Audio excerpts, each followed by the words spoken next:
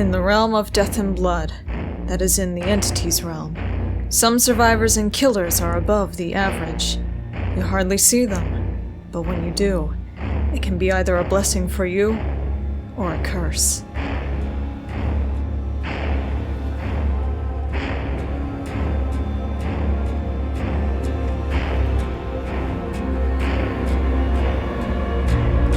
These are the legends of Dead by Daylight. Maria. Maria wakes up alone and frightened in Heaven's Night. After pondering to herself about what she should do, she eventually decides to try and find someone else in the town.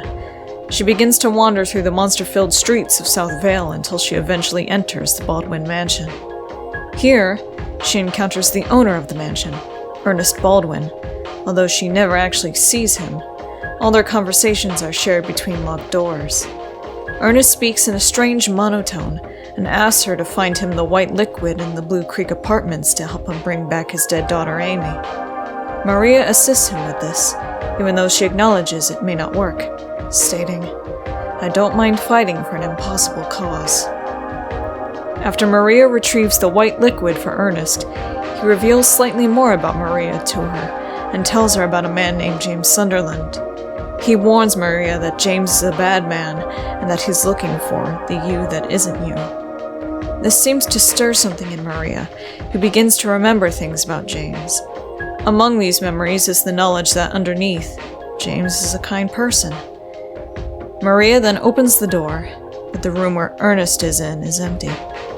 Disappointed, Maria leaves the Baldwin Mansion and considers suicide, holding her revolver against her head, but refrains and tosses it over the wall.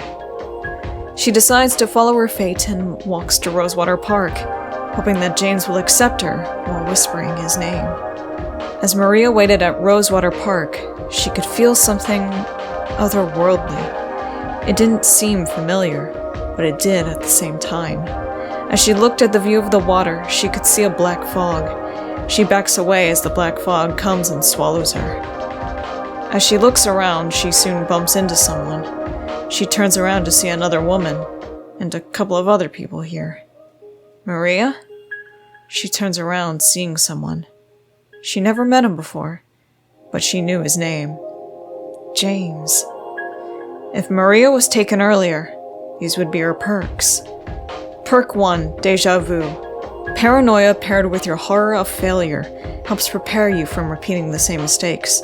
The auras of the 3 generators who are currently in closest proximity to one another are revealed to you at all times.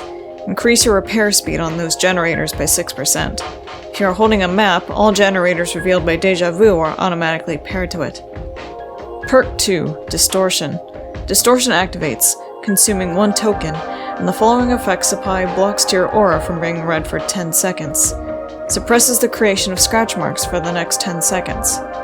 For every 30 seconds you are within the killer's tear radius, Distortion recharges 1 token. Distortion cannot accumulate more tokens than its initial count. Distortion does not activate when you are in the dying state. Perk 3. Unlocks potential in your aura reading ability. The auras of all other survivors within 36 meters of your location are revealed to you. Born from a wish. Maria now helps James and the other survivors survive. But what will become of her after everything is said and done? Maybe she'll find out. Someday. I don't mind fighting for an impossible cause.